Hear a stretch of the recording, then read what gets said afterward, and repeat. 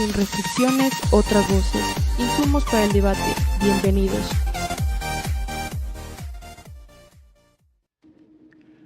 Continuamos aquí en su noticiero de la mañana, Café sin Rosca. Este café no tiene compromiso con nadie, así que vamos a continuar con nuestro siguiente invitado y tengo el gusto y el honor de presentar al economista Nicanor Moscoso. Él es expresidente del TCE y además, analista electoral. Tenemos un problemita ahí con el nombre de nuestro invitado en pantalla, pero lo corregimos de inmediato. Bienvenido, Nicanor, muy buenos días. Buenos días a ustedes, muchas gracias por la invitación. Nicanor, esta elección es una elección muy particular. No solamente es una elección general, sino que además es una elección anticipada y hemos visto distintos comportamientos de parte del Consejo Nacional Electoral. En algunos estándares ha repetido cosas como el padrón del 2021 y algunos reglamentos electorales en honor al tiempo y en vista de que son unas elecciones anticipadas, pero en otras cosas como las reglas del debate, por ejemplo, se apresuraron a cambiar nuevas reglas y la sensación generalizada es de que no daba como el tiempo para contestar, que no se podían concretar las respuestas de qué iban a hacer y principalmente cómo lo iban a hacer en tan solo un minuto.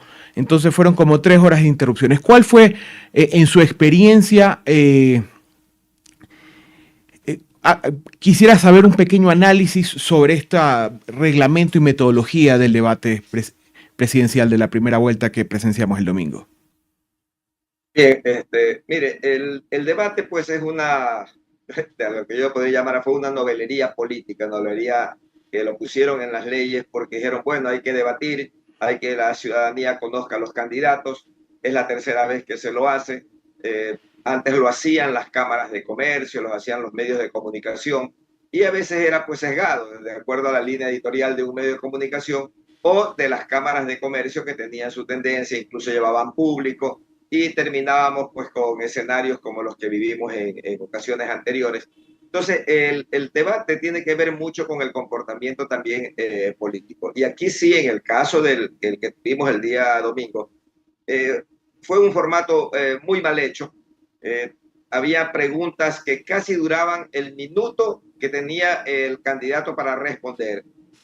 Las temáticas, algunas de ellas no eran lo suficientemente especiales como para que el candidato podamos conocer de él. Yo creo que lo único que se llegó a conocer de parte de la ciudadanía que vio el debate, aquellos que no habían seguido de cerca las elecciones, pudieron ver el talante, la forma de vestirse, la forma de pararse, algunas expresiones corporales de los candidatos y no más de eso. O sea, yo no creo que haya aportado en lo absoluto en la decisión que vayamos a tomar los ecuatorianos. Yo creo que el día lunes continúa todo igual.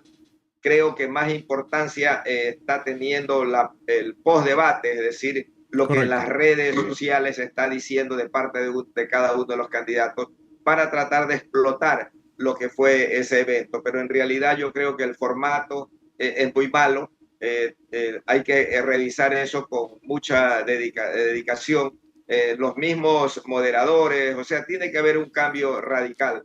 A mí me pareció que los moderadores... tiempo para que puedan exponer los candidatos sus ideas y pues el tema de debate no lo van a poder controlar fácilmente porque en el debate precisamente está cómo demuestra la persona lo que dice, sus actitudes y eso es lo que tendríamos que ver los ciudadanos. Correcto, sí. Me llamó la atención de ver convertidos a los moderadores que tienen que ser una especie de árbitros o referís completamente imparciales. Los vi convertidos en actores políticos, increpando a unos candidatos y con otros pues siendo muy, muy complacientes. Pero bueno, superado el debate, es una elección particular, extremadamente corta. Los tiempos y plazos de campaña han sido sumamente cortos y además una elección muy polarizada entre pocos o una representante de izquierda y muchos candidatos o mucha dispersión en el voto de derecha.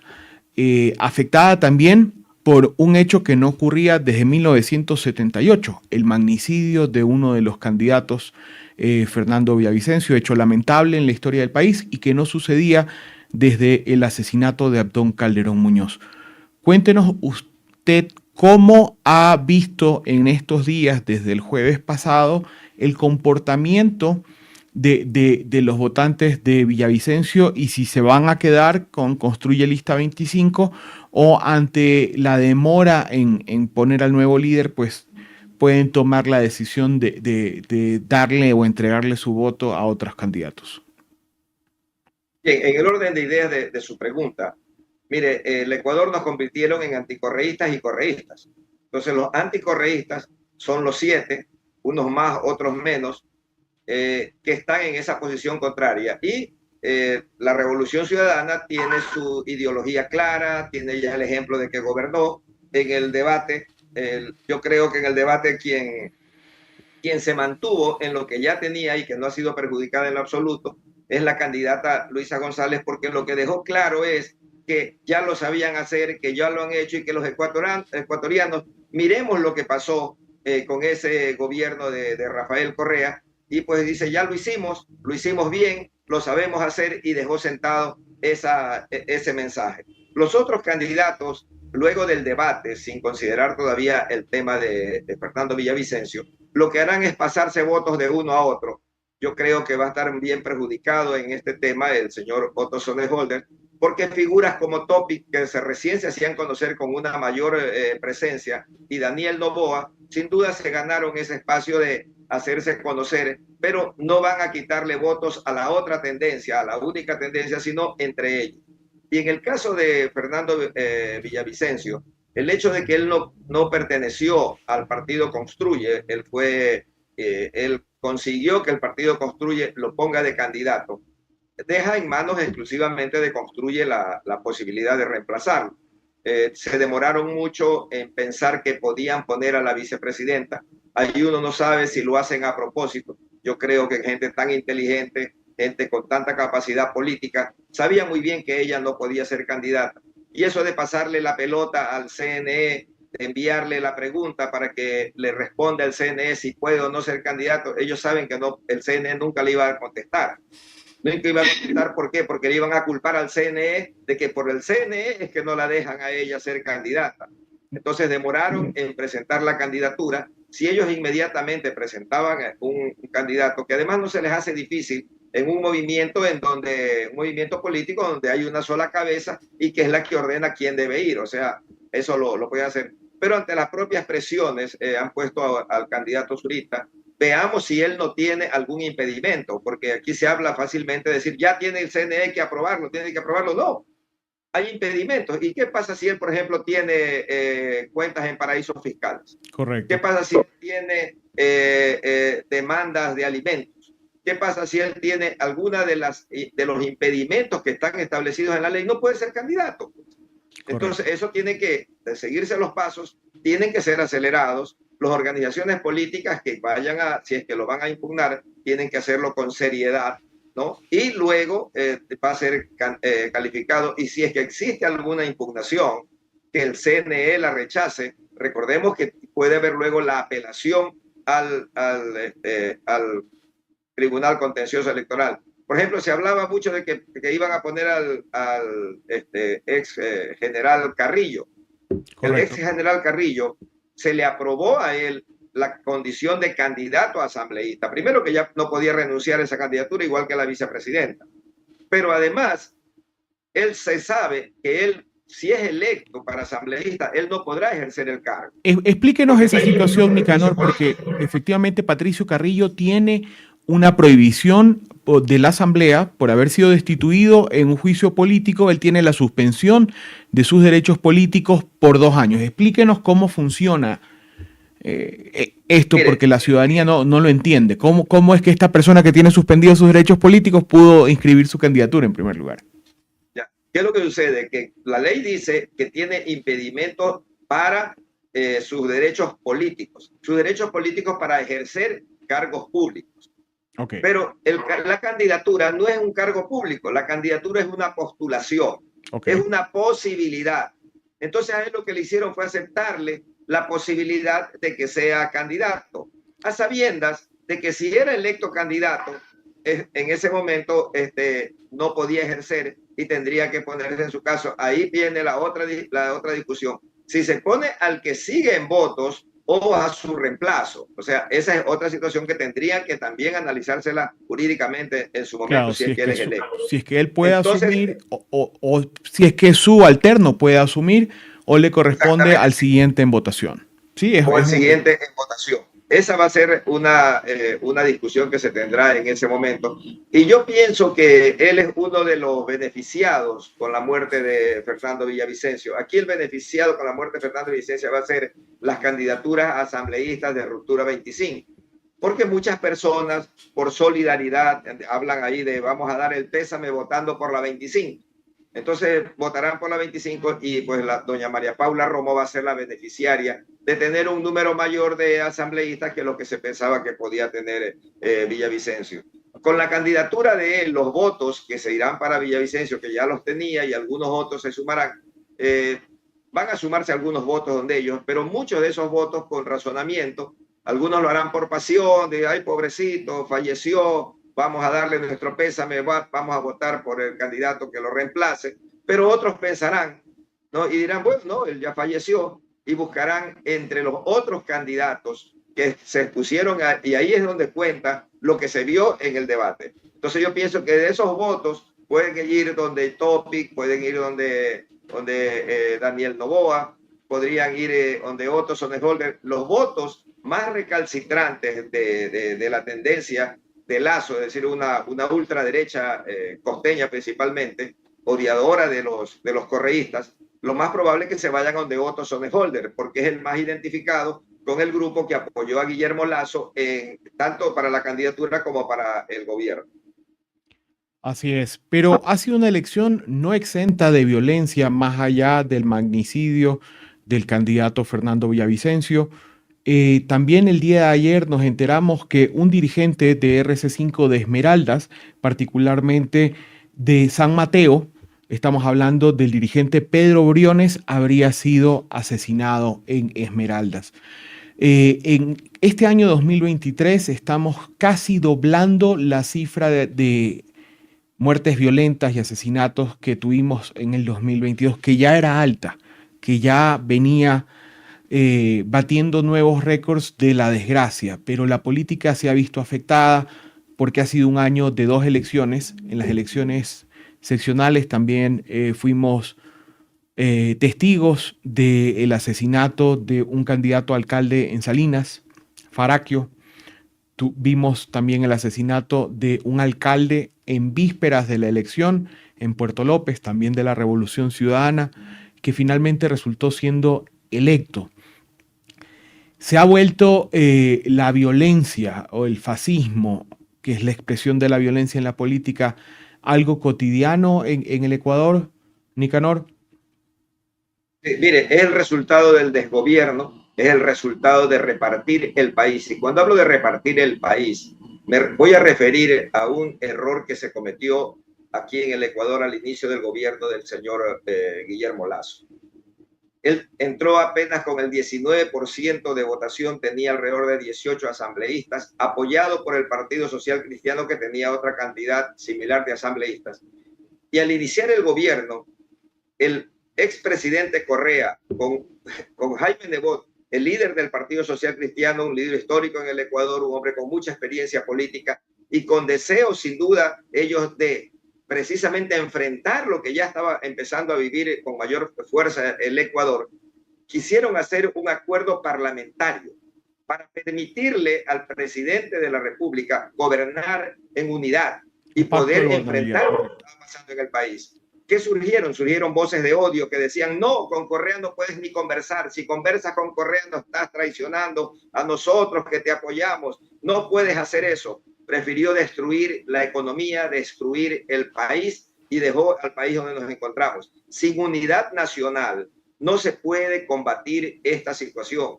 Y nosotros ya tenemos experiencias. La que le acabo de mencionar es un error que cometimos. Pero nosotros los ecuatorianos, después de los 10 años desde la presidencia de Abdalá Bucaram hasta antes de que llegue Rafael Correa, tuvimos un desastre en el país. Llegamos también en esa época a 20 muertes violentas por cada 100.000 habitantes. Nosotros tomamos la decisión de entregarle el poder a alguien en que pensábamos que nos podía llevar adelante. Y votamos ganando en primera vuelta con más del 50% de los votos por el presidente Rafael Correa, y le dimos una gran mayoría en la Asamblea Nacional.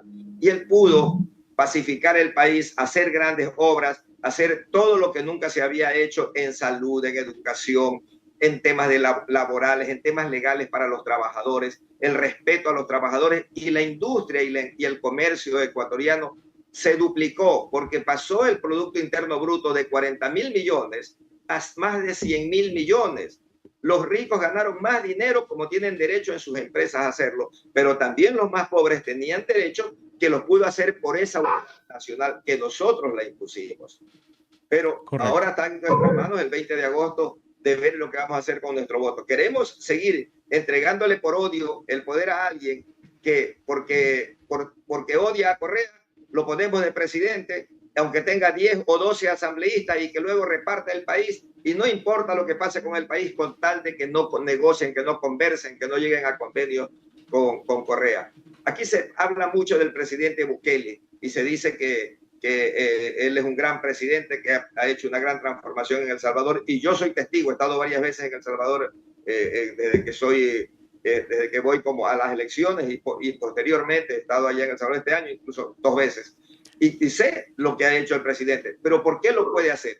Lo puede hacer porque los salvadoreños un día decidieron votar por él, que lo vieron el más capaz para poder ir adelante con esto. Votaron más del 50% por él para presidente. Correcto. Y luego, cuando fueron las elecciones de asambleístas, pocos días después, allá los llaman diputados, le dieron el 75% de los asambleístas. Entonces él ha podido ser un jefe de Estado. Aquí correcto, llamaba, dice, hay que no meta la mano en la justicia, no la tiene que meter, pero sí tiene como jefe de Estado que llamar al presidente de la Corte Suprema de Justicia y le, oiga, ¿qué pasa con estos jueces? Correcto. Señor, por favor.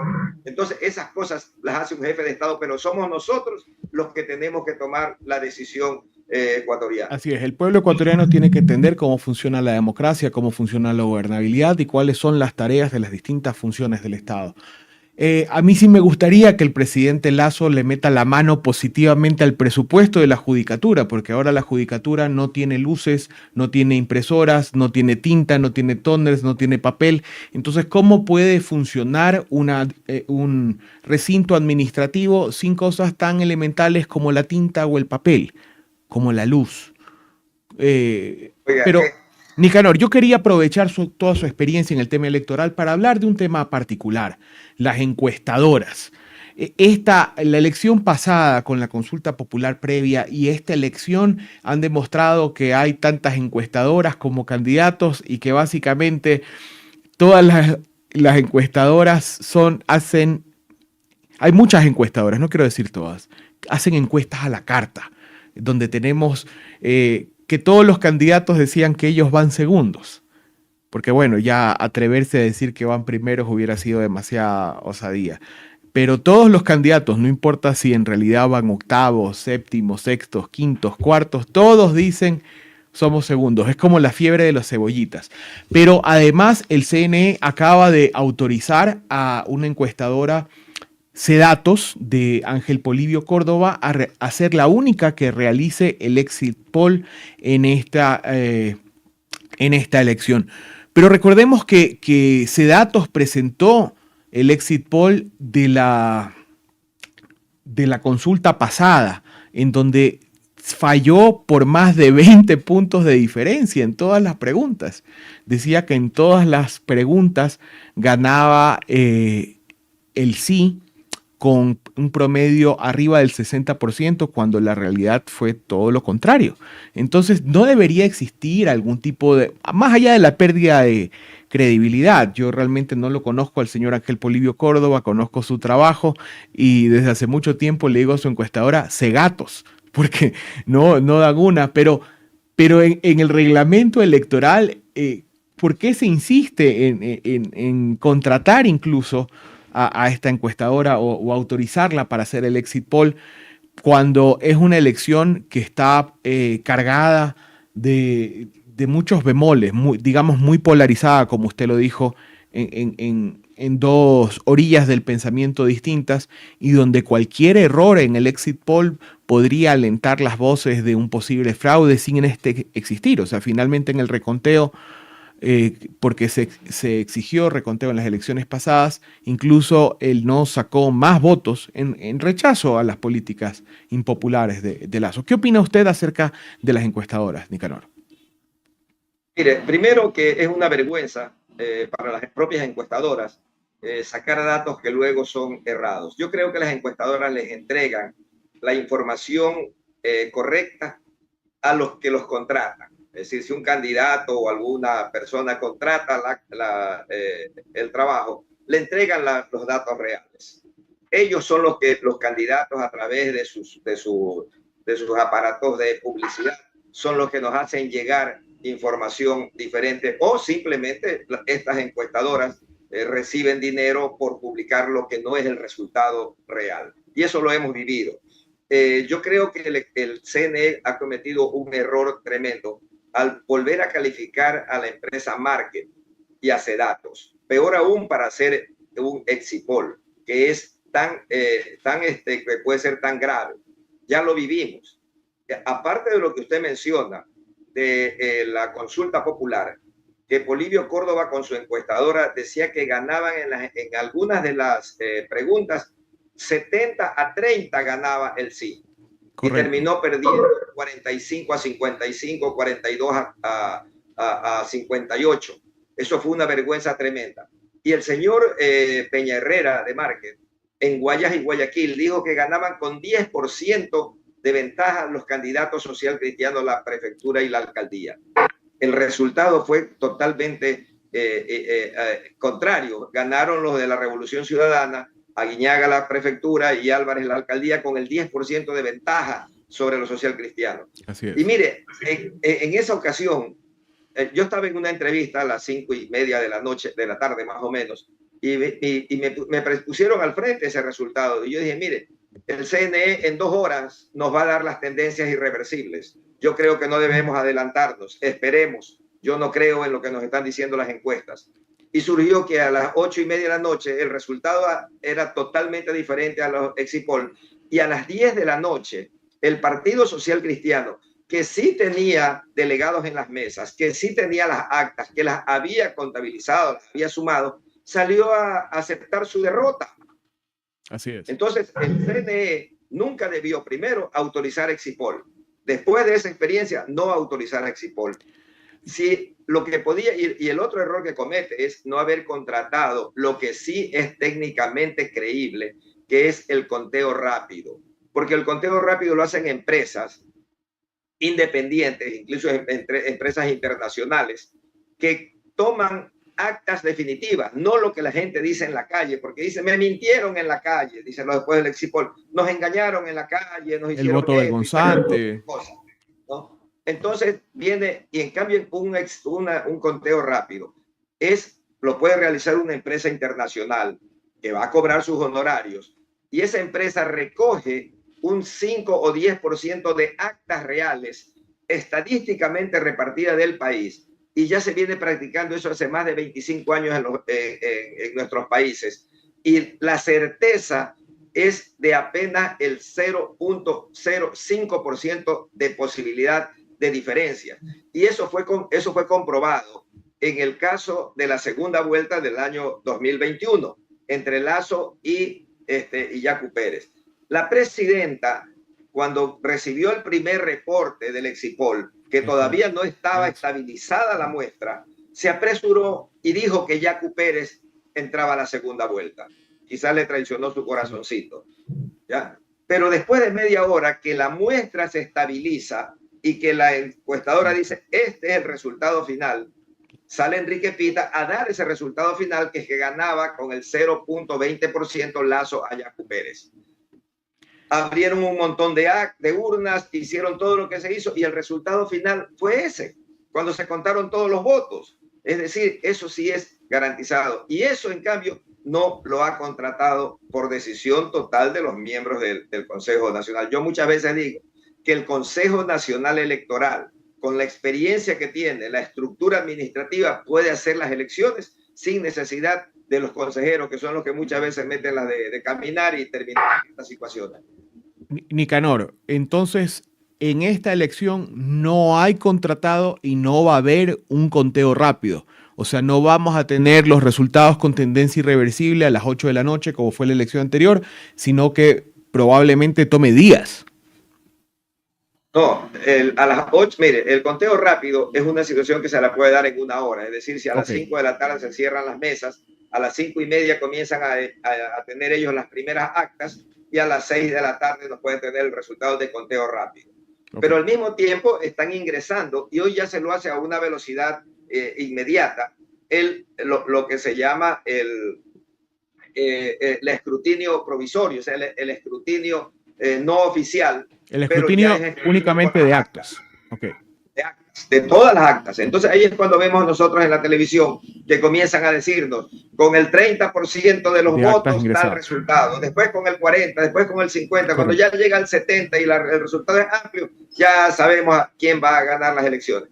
Esa es una información oficial del CNE. Por eso le digo, no es necesario ni el conteo rápido, peor el exit poll. Si tenemos hoy ya una celeridad que en 2 o 3 horas vamos a saber el resultado. Y además, en 1 hora, hora y media, comienza el CNE a transmitir a cada momento que se van aumentando actas y vamos teniendo el resultado. Entonces, los exit poll es más bien un peligro para la democracia en nuestro país. Peor, señor, con los ejemplos que ya hemos tenido con ese par de encuestadoras, que además son las más grandes y que como tienen respaldo de los grandes medios de comunicación, sin duda eso pues les hace a la presidenta y a los miembros del Consejo Nacional Electoral tener el temor de que las vayan a atacar en ese aspecto, ¿no?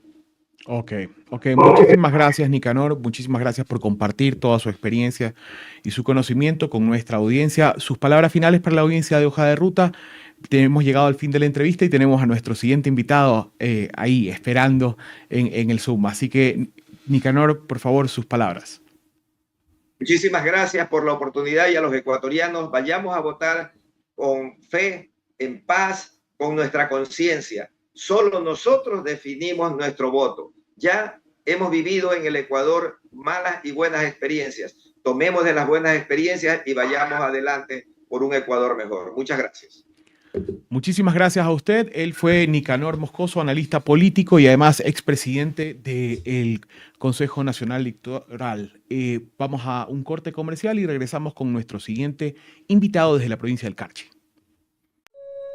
Desde los Andes ecuatorianos.